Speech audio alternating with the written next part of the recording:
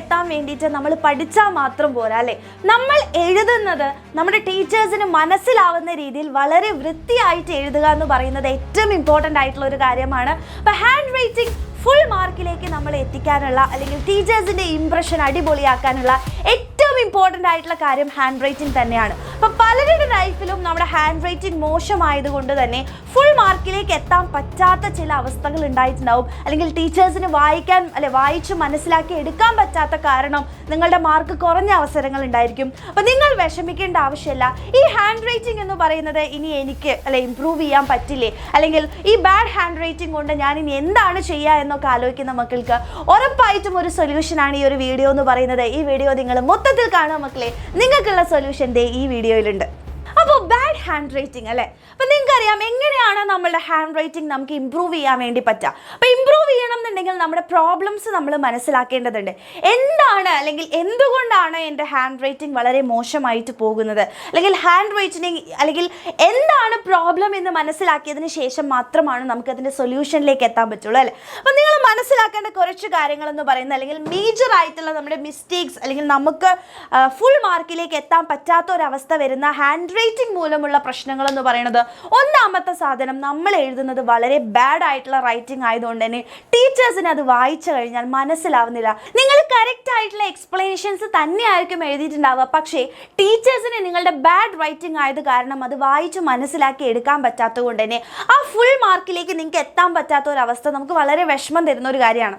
അപ്പം അതാണ് നമ്മളുടെ ആദ്യത്തെ പ്രശ്നം എന്ന് പറയുന്നത് അല്ലേ. ഇനി മെയിൻ ആയിട്ടുള്ള ഒരു കാര്യം എന്ന് പറയുന്നത് നമ്മൾ സ്ലോ ആയിട്ട് റൈറ്റ് ചെയ്യാം അല്ലേ. അപ്പോൾ സ്ലോ ആയിട്ട് റൈറ്റ് ചെയ്യുന്ന സമയത്ത് തന്നെ നിങ്ങൾക്ക് ചിലപ്പോൾ ഭയങ്കര പ്രശ്നങ്ങൾ ഉണ്ടായിട്ടുണ്ടാവും. അതായത് നിങ്ങൾ ഹാൻഡ് റൈറ്റിംഗ് നന്നാക്കാൻ വേണ്ടിയിട്ട് വളരെ മെല്ലെ എഴുതും. അപ്പോൾ മെല്ലെ എഴുതുന്ന സമയത്ത് എന്താ പ്രശ്നം വരിക എന്ന് വെച്ച് കഴിഞ്ഞാൽ, നിങ്ങൾക്ക് ഒരു എക്സാം നിങ്ങൾ പോയി എഴുതുകയാണെങ്കിൽ നമുക്ക് ഇത്ര സമയത്തിനുള്ളിൽ അത് കംപ്ലീറ്റ് ചെയ്യണം. അപ്പോൾ അതുകൊണ്ട് തന്നെ ആദ്യമൊക്കെ നിങ്ങൾ എന്ത് ചെയ്യും, വളരെ സ്ലോ ആയിട്ട് ഹാൻഡ് റൈറ്റിംഗ് അടിപൊളിയാക്കാൻ വേണ്ടിയിട്ടൊക്കെ നിങ്ങൾ മെല്ലെ എഴുതി തുടങ്ങും. പക്ഷേ അവസാനത്തേക്ക് വരുന്ന സമയത്ത് നിങ്ങൾക്ക് സമയം തികയാതെയാവും. അപ്പോൾ വേഗം എഴുതി പിന്നെ അത് ഫുൾ ഓൺ എന്താണ് നമ്മുടെ ബാഡ് ഹാൻഡ് റൈറ്റിംഗിലേക്ക് പോകും.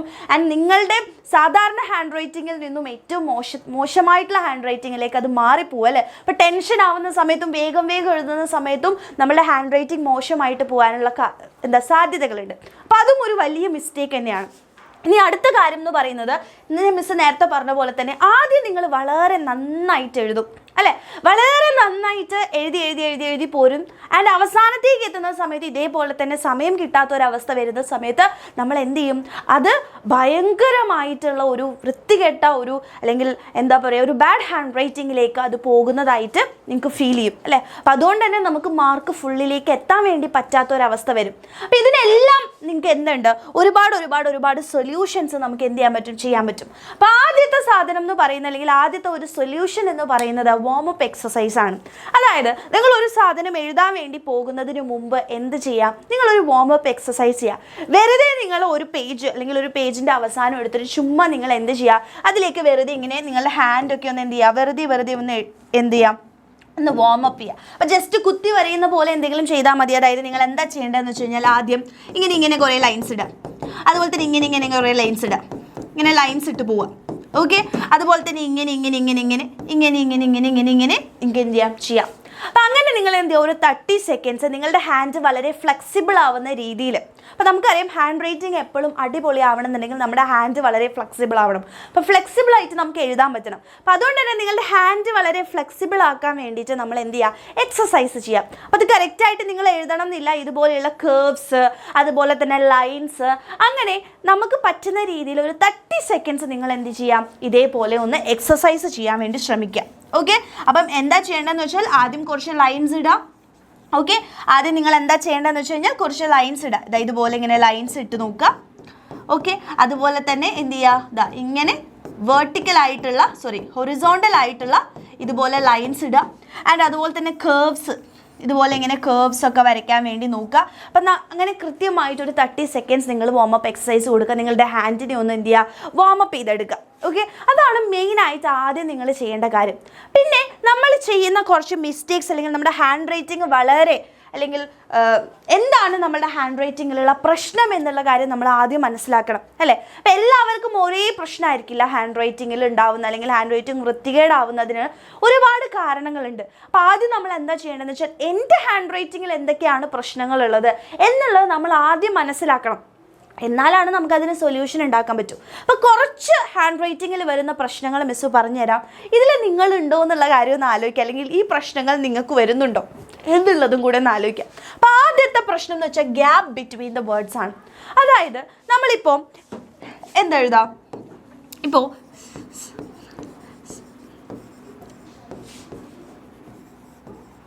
അല്ലേ, അപ്പം മിസ് ഒരു സെൻറ്റൻസ് എഴുതിയിട്ടുണ്ട്.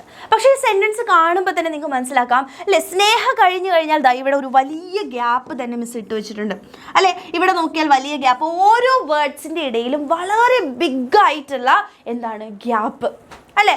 അതാണ് മെയിൻ ആയിട്ടുള്ള കാര്യം. ചില ആൾക്കാർ എന്ത് ചെയ്യും, വളരെ അടുത്തടുത്ത് എഴുതും ഓരോന്നും അല്ലേ, ഇങ്ങനെ വളരെ സ്പേസ് കുറഞ്ഞുകൊണ്ടും എഴുതും. അപ്പോൾ ടീച്ചേഴ്സിന് അത് വായിച്ചു കഴിഞ്ഞാൽ മനസ്സിലാവില്ല. അപ്പോൾ ഓരോ വേർഡ്സിൻ്റെയും ഇടയിലുള്ള ഗ്യാപ്പ് നിങ്ങളുടെ പ്രശ്നമാണോ എന്ന് ആലോചിക്കാം അല്ലേ.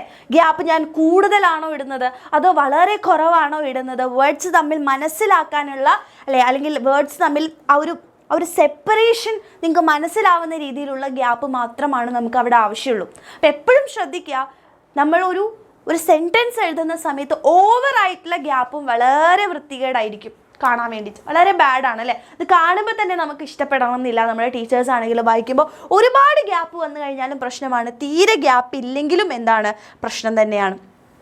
ഓക്കെ, അപ്പം ഏകദേശം നിങ്ങൾ എന്ത് ചെയ്യുക, ഒരു കുറച്ച് അത് സമയമെടുത്തിട്ട് നിങ്ങൾ എന്ത് ചെയ്യുക, ഇപ്പോൾ കൂടുതൽ ഗ്യാപ്പ് ആണെന്നുണ്ടെങ്കിൽ ഗ്യാപ്പ് കുറയ്ക്കാൻ വേണ്ടിയിട്ടും, കുറച്ച് ഗ്യാപ്പേ നിങ്ങൾ ഇടുന്നുണ്ടെങ്കിൽ കുറച്ച് കൂടുതലായിട്ടുള്ള ഒരു ഗ്യാപ്പ് അതിലേക്ക് ഇടാൻ വേണ്ടി ശ്രമിക്കുക. അപ്പോൾ നിങ്ങൾ എന്ത് ചെയ്യണം, ഇപ്പം ഞാനൊരു എക്സാമ്പിൾ പറഞ്ഞുതരാം, കറക്റ്റ് ആയിട്ടുള്ള ഒരു ഗ്യാപ്പിംഗ് എങ്ങനെയാണ് വരുന്നത് എന്നുള്ളത് പറഞ്ഞുതരാം. ഇതാ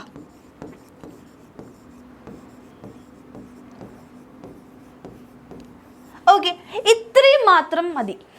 ഓക്കെ, അപ്പോൾ ഓവറായിട്ടുള്ള ഗ്യാപ്പില്ല, പക്ഷേ വളരെ കൃത്യമായിട്ട് നമുക്ക് വായിക്കാൻ വേണ്ടി പറ്റുന്നുണ്ട് അല്ലേ. അപ്പോൾ അതുകൊണ്ട് നിങ്ങൾ എന്ത് ചെയ്യുക, ഇതുപോലെ വളരെ ഒരു മീഡിയം ഗ്യാപ്പിൽ എന്ത് ചെയ്യുക, എഴുതുക. ഓവറായിട്ടുള്ള ഗ്യാപ്പും കുറവ് ഗ്യാപ്പും വരുത്താതിരിക്കുക. അതാണ് ഒന്നാമത്തെ കാര്യം എന്ന് പറയുന്നത്. അടുത്ത ഒരു കാര്യമാണ് big or small size of letters. ചില ആൾക്കാർ വളരെ വലുതായിട്ട് എഴുതും അല്ലേ, വളരെ വലുതായിട്ട് എഴുതുന്ന ആൾക്കാരുണ്ടാവും. ചില ആൾക്കാർ വളരെ ചെറുതായിട്ട് എഴുതുന്ന ആൾക്കാരുണ്ടാവും അല്ലേ. ചിലപ്പോൾ മിക്സ് ചെയ്ത് എഴുതും, വലുതും ചെറുതും അല്ലേ, അങ്ങനെ മിക്സ് ചെയ്തിട്ട് ഒരു പ്രത്യേക എന്താണ് സൈസ് ഇല്ലാതെ ചില വേർഡ്സ്, ചില സെൻറ്റൻസുകൾ അല്ലെങ്കിൽ ചില ലെറ്റേഴ്സ് വളരെ വലുത്, ചില ലെറ്റേഴ്സ് വളരെ ചെറുത്, ഇങ്ങനെയും എഴുതുന്ന ആൾക്കാരുണ്ട്. ഇതും എന്താണ് നമ്മൾ ചെയ്യുന്ന അല്ലെങ്കിൽ നിങ്ങളുടെ ഹാൻഡ് റൈറ്റിങ്ങിൽ ഉണ്ടോ എന്നുള്ളതൊന്ന് അനലൈസ് ചെയ്യാം.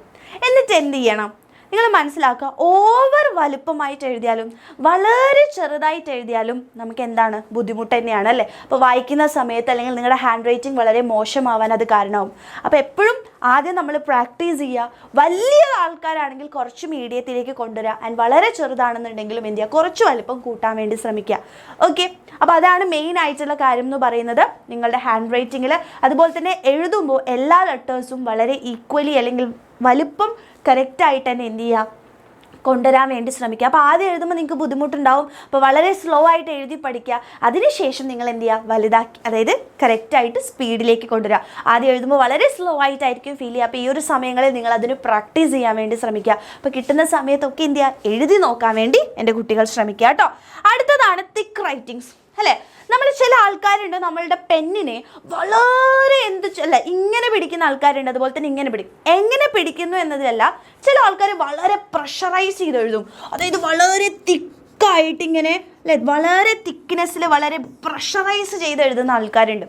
അപ്പോൾ വളരെ തിക്കായിട്ട് എഴുതുക എന്ന് പറയുന്നത് എന്താ പ്രശ്നം എന്ന് വെച്ചാൽ, നിങ്ങൾ തിക്കായിട്ട് പെട്ടെന്ന് എഴുതുന്ന സമയത്ത് അതെല്ലാം കൂടെ നിങ്ങൾക്ക് ഈ വേർഡ്സ് അല്ലെങ്കിൽ ഓരോ ലെറ്റേഴ്സിനെ നമുക്ക് ഡിസ്റ്റിങ്വിഷ് ചെയ്യാൻ വേണ്ടി പറ്റില്ല. അപ്പം ടീച്ചേഴ്സിന് വായിക്കുന്ന സമയത്ത് നിങ്ങൾ അവിടെ എന്താണ് എഴുതിയിരിക്കുന്നത് ഓവർ തിക്നെസ് ആകുമ്പോൾ മനസ്സിലാവില്ല. അപ്പോൾ അതുകൊണ്ട് തന്നെ ഓവർ തിക്നെസ് നിങ്ങൾ എഴുതുന്നുണ്ടോ എന്നുള്ള കാര്യം ഉറപ്പുവരുത്തുക. ഓവർ തിക്നെസ്സിൻ്റെ ആവശ്യമില്ല. മീഡിയമായിട്ട് നല്ല പ്രഷറൈസ് ചെയ്തിട്ട് നിങ്ങൾ എന്ത് ചെയ്യുക, എഴുതാതിരിക്കുക. ഹാൻഡ് വളരെ ഫ്ലെക്സിബിൾ ആക്കി വെക്കുക. ഓക്കെ, അപ്പോൾ വളരെ ഫ്ലെക്സിബിൾ ആയിട്ടുള്ള രീതിയിൽ എഴുതാൻ വേണ്ടി നോക്കുക. ചില ആൾക്കാർ ഇങ്ങനെ കൈയിൻ്റെ ഈ ഒരു റിസ്റ്റ് ഇങ്ങനെ ട്വിസ്റ്റ് ചെയ്ത് എഴുതും. അങ്ങനെ ചെയ്യരുത്. നമ്മളുടെ ഹാൻഡാണ് മക്കളെ എഴുതേണ്ടത്. ഓക്കെ, അല്ലാതെ ഇങ്ങനെ ഈ കൈയിൻ്റെ ഈ ഒരു റിസ്റ്റ് ഇങ്ങനെ ട്വിസ്റ്റ് ചെയ്ത് എഴുതാതെ നിങ്ങൾ എന്ത് ചെയ്യണം, ആ കൈ ഫ്ലെക്സിബിൾ ആക്കിയിട്ട് എഴുതാൻ വേണ്ടി ശ്രമിക്കുക കേട്ടോ. ഹാൻഡാണ് മൂവ് ചെയ്യേണ്ടത് എന്നുള്ള കാര്യം മനസ്സിലാക്കുക. അതുപോലെ തന്നെ പെന്നിൻ്റെ പൊസിഷൻസും നിങ്ങൾ എന്ത് ചെയ്യുക, മാറ്റി നോക്കുക. അതായത് നിങ്ങളിപ്പോൾ ഇങ്ങനെയാണ് പിടിച്ചെഴുതുന്നതെന്നുണ്ടെങ്കിൽ ആ ഒരു പൊസിഷൻ നിങ്ങൾ മാറ്റിയിട്ട് എഴുതാൻ വേണ്ടി ശ്രമിച്ചു നോക്കുക. അപ്പോൾ ഇങ്ങനെ പിടിക്കുന്ന സമയത്ത് ചിലപ്പോൾ ആ ഒരു പൊസിഷൻ കൊണ്ടായിരിക്കും നിങ്ങളുടെ ഹാൻഡ് റൈറ്റിംഗ് മോശമായിട്ട് പോകുന്നത്. അപ്പോൾ എന്ത് ചെയ്യുക, ഒന്ന് മാറ്റി പിടിച്ച് നോക്കുക. അപ്പോൾ വേറൊരു പൊസിഷനിലേക്ക് വെച്ച് എഴുതുമ്പോൾ ഹാൻഡ് റൈറ്റിംഗ് ഇമ്പ്രൂവ് ചെയ്യുന്നുണ്ടെങ്കിൽ അത് പ്രാക്ടീസ് ചെയ്യുക. അതൊക്കെ നമുക്ക് ചെയ്യാൻ പറ്റുന്ന കാര്യങ്ങളാണ്. ഓക്കെ, അപ്പോൾ എപ്പോഴും ആദ്യം ചിലപ്പോൾ ഒരു ബുദ്ധിമുട്ടോ അല്ലെങ്കിൽ സ്ലോ ആയിട്ട് നിങ്ങൾക്ക് എഴുതാൻ പറ്റുന്നുണ്ടാവുള്ളൂ. പക്ഷേ പ്രാക്ടീസ് ചെയ്യുന്ന സമയത്ത് നമുക്കത് അടിപൊളിയാക്കിയിട്ട് സ്പീഡപ്പ് ചെയ്യാൻ നിങ്ങൾക്ക് പറ്റും. ഓക്കെ, അപ്പോൾ അതൊന്ന് മനസ്സിലാക്കുക. അപ്പോൾ തിക്കായിട്ടുള്ള റൈറ്റിങ്സ് നമുക്ക് ഒഴിവാക്കാം. ഇനി ടിൽറ്റഡ് ആയിട്ട് വേർഡ്സ് എഴുതാം. അതായത് ചിലത് വളരെ സ്ട്രെയിറ്റ് ആയിട്ട്, ചിലത് ചിരിച്ചെഴുതുന്നു അല്ലേ. നമ്മളിപ്പോൾ എഴുതുന്ന സമയത്ത് എപ്പോഴും നിങ്ങൾ ശ്രദ്ധിക്കുക. ഇപ്പോൾ ഞാൻ എഴുതുന്നത് നോക്കൂ, ഞാനിപ്പോൾ സ്നേഹ എന്നാണ് എഴുതിയിട്ടുള്ളത് അല്ലേ. എൻ്റെ എല്ലാ വേർഡ്സും വളരെ ഒരേപോലെയാണ് അല്ലേ. ഒന്ന് ചെറുത്. ചില ആൾക്കാർ എഴുതും, എങ്ങനെ എഴുതും, ഇങ്ങനെയൊക്കെ എഴുതും അല്ലേ. ചില വേർഡ്സ് നോക്കുക, ഈ ഓരോ ലെറ്റേഴ്സും ഡിഫറെൻ്റ് ആയിട്ട് ഇങ്ങനെ അങ്ങോട്ടും ഇങ്ങോട്ടും ചെരിഞ്ഞൊക്കെയാണ് കിടക്കുന്നത്. അതും നമ്മൾ ഒരുപാട് എഴുതി വരുന്ന സമയത്ത് വളരെ നമ്മുടെ ഹാൻഡ് റൈറ്റിംഗ് ബാഡ് ആക്കാനുള്ള ഒരു ചാൻസ് ഉണ്ട്. അപ്പം അതുകൊണ്ട് തന്നെ എഴുതുന്ന സമയത്ത് എല്ലാം അല്ലെങ്കിൽ എല്ലാം ഒരേ രീതിയിൽ എഴുതാൻ വേണ്ടി ശ്രമിക്കുക. എല്ലാ ലെറ്റേഴ്സും ഒരേപോലെ എഴുതാൻ വേണ്ടി ശ്രമിക്കുക. ചെരിച്ചാണ് എഴുതണമെങ്കിൽ എല്ലാം ചെരിച്ചെഴുതുക. സ്ട്രെയിറ്റ് ആയിട്ടാണ് എഴുതണമെങ്കിൽ എല്ലാം സ്ട്രെയിറ്റ് ആയിട്ട് എഴുതാൻ വേണ്ടി ശ്രമിക്കുക. ഒരു യൂണിഫോം ആയിട്ട് നിങ്ങൾ എഴുതാൻ വേണ്ടി ശ്രമിക്കുക. അല്ലാതെ ഒന്ന് ചെരിച്ച് ഒന്ന് സ്ട്രെയിറ്റ് ആയിട്ട് അങ്ങനെ എഴുതാൻ വേണ്ടി ശ്രമിക്കരുത്. അപ്പോൾ നിങ്ങളുടെ ഹാൻഡ് റൈറ്റിംഗ് മോശമായിട്ട് പോകും. അപ്പോൾ എല്ലാ ലെറ്റേഴ്സും ഒരുപോലെ ഒരേ രീതിയിൽ എഴുതാൻ വേണ്ടി ശ്രമിച്ചു കഴിഞ്ഞാൽ നിങ്ങളുടെ ഹാൻഡ് റൈറ്റിംഗ് ഉറപ്പായിട്ട് മക്കളെ ഇമ്പ്രൂവ് ആവും കേട്ടോ. ഓക്കെ, നെക്സ്റ്റ് ആണ് പ്രോബ്ലം വിത്ത് വൺ ലെറ്റർ. ചില ലെറ്റേഴ്സ് എഴുതാൻ നമുക്ക് ബുദ്ധിമുട്ടായിട്ട് വരുന്ന ചില ആൾക്കാരുണ്ട് അല്ലേ. അപ്പോൾ ചില ലെറ്റേഴ്സ് ഒരേപോലെ എഴുതും. അതായത് ചിലപ്പോൾ എന്നും എച്ചും ഒരുപോലെ വേഗം എഴുതി വരുന്ന സമയത്ത് എന്നും എച്ചും ഒരുപോലെ ആവാറുണ്ട് ചില ആൾക്കാർക്ക് അല്ലേ. അപ്പോൾ അങ്ങനത്തെ എന്തെങ്കിലും ബുദ്ധിമുട്ടുകൾ നിങ്ങളുടെ ഹാൻഡ് റൈറ്റിങ്ങിൽ ഉണ്ട് എന്നുണ്ടെങ്കിൽ, അല്ലെ അങ്ങനെ നിങ്ങൾ ചെയ്യുന്നുണ്ടെന്നുണ്ടെങ്കിൽ അത് ഒഴിവാക്കുക. അപ്പോൾ ടീച്ചേഴ്സിന് അത് വായിക്കുന്ന സമയത്ത് അത് എന്നാണോ എച്ചാണോ എന്ന് ചിലപ്പോൾ മനസ്സിലാവത്തില്ല. അപ്പോൾ അതുകൊണ്ട് അങ്ങനെ എന്തെങ്കിലും ബുദ്ധിമുട്ടുകൾ നിങ്ങളുടെ ഹാൻഡ് റൈറ്റിങ്ങിലുണ്ടെങ്കിൽ അത് സമയമെടുത്ത് നിങ്ങൾ എന്ത് ചെയ്യുക, ചേഞ്ച് ചെയ്യാൻ വേണ്ടി ശ്രമിക്കുക. എന്നായും എച്ചായും നിങ്ങൾക്ക് എഴുതുമ്പോൾ ഏതാണോ ബുദ്ധിമുട്ടുള്ളത് അത് കറക്റ്റായിട്ട് എഴുതാൻ വേണ്ടി ശ്രമിക്കാം. ഓക്കെ മക്കളെ, അപ്പോൾ ഇത്രയും കാര്യങ്ങൾ നിങ്ങൾ ശ്രദ്ധിക്കുകയാണെന്നുണ്ടെങ്കിൽ ഓഫ് കോഴ്സ് നിങ്ങൾക്ക് നിങ്ങളുടെ ഹാൻഡ് റൈറ്റിംഗ് ഏറ്റവും അടിപൊളിയാക്കാൻ വേണ്ടി പറ്റും. ഇതിനെല്ലാം നിങ്ങൾക്ക് വേണ്ടത് പ്രാക്ടീസാണ്. അപ്പോൾ മിസ്സ് പറഞ്ഞിട്ടുള്ള ആ ഹാൻഡ് റൈറ്റിങ്സ് നിങ്ങൾ അനലൈസ് ചെയ്യുന്നു, അതിനുള്ള സൊല്യൂഷൻസ് നിങ്ങൾ അഡാപ്റ്റ് ചെയ്യുകയാണെന്നുണ്ടെങ്കിൽ ഉറപ്പായിട്ടും നിങ്ങൾക്ക് നിങ്ങളുടെ ഹാൻഡ് റൈറ്റിംഗ് ഏറ്റവും അടിപൊളിയായിട്ട് മാറ്റാൻ വേണ്ടി പറ്റും. ഓക്കെ, അപ്പോൾ ഇനിയുള്ള ഒരു 1 വീക്ക് നിങ്ങൾ എന്ത് ചെയ്യുക, നിങ്ങളുടെ ഹാൻഡ് റൈറ്റിംഗ് അനലൈസ് ചെയ്യുക. ഈ പ്രശ്നങ്ങളുണ്ടെങ്കിൽ അതൊന്ന് മാറ്റാൻ വേണ്ടിയിട്ട് ശ്രമിച്ചു നോക്കുക. ഉറപ്പായിട്ടും അതിന് റിസൾട്ട് ഉണ്ടാവും. റിസൾട്ട് ഉണ്ടാവുകയാണെന്നുണ്ടെങ്കിൽ ഈ വീഡിയോന് താഴെ വന്നിട്ട് നിങ്ങൾ എന്ത് ചെയ്യണം മക്കളെ, കമൻറ്റ് ചെയ്യാം. ഓക്കെ, അപ്പോൾ അടിപൊളിയായിട്ട് പഠിക്കുക. ആൻഡ് നിങ്ങൾക്ക് ഹാൻഡ് റൈറ്റിംഗ് മൂലം ഫുൾ മാർക്ക് അല്ലെങ്കിൽ ഫുൾ മാർക്കിലേക്ക് എത്താൻ പറ്റാത്ത ഒരവസ്ഥ എൻ്റെ കുട്ടികൾക്ക് ആർക്കും വരരുത്. അപ്പോൾ പ്രാക്ടീസ് മോർ മക്കളെ. ആൻഡ് നിങ്ങൾ ഒരിക്കലും വിചാരിക്കരുത് ഏറ്റവും ബെസ്റ്റായിട്ടുള്ള ഹാൻഡ് റൈറ്റിങ്ങിന് മാത്രമാണ് മാർക്ക് കിട്ടുള്ളൂ. അങ്ങനെയല്ല, മറ്റുള്ളവർക്ക് വായിക്കാൻ പറ്റുന്ന രീതിയിലേക്ക് ആക്കിയാൽ മതി, അത്രയേ ഉള്ളൂ. ഓക്കെ, അല്ലാതെ വളരെ ബ്യൂട്ടിഫുൾ ആവണമെന്ന് ഒരിക്കലും പറയില്ല. പക്ഷേ ഒരു ടീച്ചറിന് അത് നോക്കുന്ന സമയത്ത് ഒരു നീറ്റ്നെസ്, അതുപോലെ തന്നെ എന്താണ്, വളരെ കൃത്യമായിട്ട് വായിക്കാൻ വേണ്ടി പറ്റുന്ന രീതിയിലേക്ക് നിങ്ങൾ എത്തിച്ചാൽ മതി. അത്ര മാത്രമേ നമുക്ക് ആവശ്യമുള്ളൂ. ഓക്കെ, പക്ഷേ ഹാൻഡ് റൈറ്റിംഗ് ഇമ്പ്രൂവ് ചെയ്യാൻ വേണ്ടി നമുക്ക് മാക്സിമം ശ്രമിക്കാം അല്ലേ. അപ്പം ഈ ഒരു വീഡിയോ യൂസ്ഫുൾ ആയിട്ട് തോന്നുകയാണെങ്കിൽ മാക്സിമം ഫ്രണ്ട്സിന് നിങ്ങൾ എന്ത് ചെയ്യുക, ഷെയർ ചെയ്യുക. അപ്പോൾ ഇനിയും എന്തൊക്കെ വീഡിയോസാണ് നിങ്ങൾക്ക് ആവശ്യം എന്നുള്ളത്, ഏതെങ്കിലും ടോപ്പിക്കിൽ നിങ്ങൾക്ക് വീഡിയോ വേണമെന്നുണ്ടെങ്കിൽ താഴെ കമൻറ്റ് ചെയ്യുക. അപ്പം നെക്സ്റ്റ് വീഡിയോ ആ ടോപ്പിക്കുമായിട്ട് മിസ് ചെയ്യുന്നതായിരിക്കും. ഓക്കെ, അപ്പോൾ താങ്ക് യു. മാക്സിമം ഷെയർ ചെയ്യുക.